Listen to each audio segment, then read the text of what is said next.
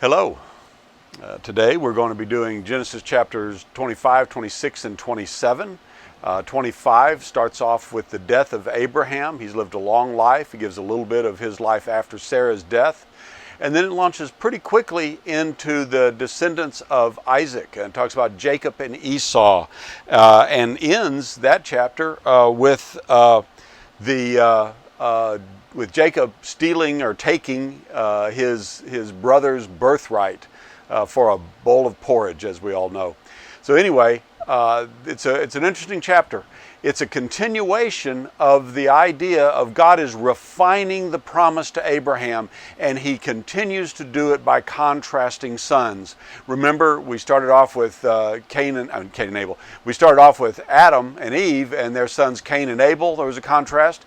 And then Cain kills Abel, and then there's Seth. And then there's this contrast between Seth and Cain, good and bad. And then that leads all the way up to the flood. And then Noah has three sons, but there are two of them that are particularly called out. There's Shem and Ham is the one that is cursed, and Shem is the one through whom Abraham ultimately comes about. So always this conflict of sons. And then we have Abraham, and he has the conflict of Ishmael and Isaac.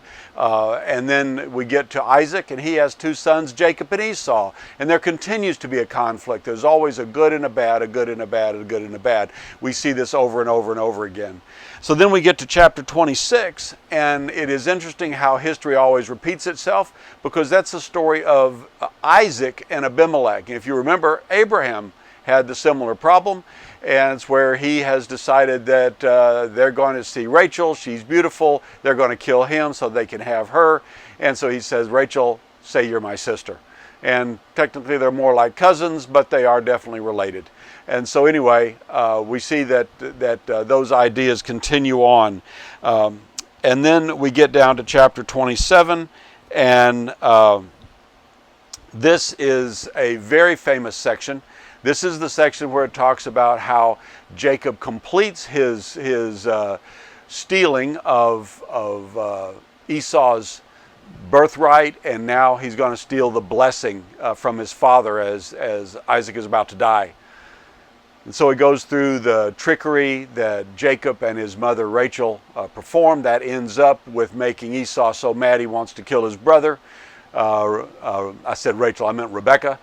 Rebecca decides that she wants Jacob out of there, so she goes to Isaac and says, let's not let Jacob marry someone from the Canaanites, let's send him back to my brother, and that's how the story ends. So enjoy the reading.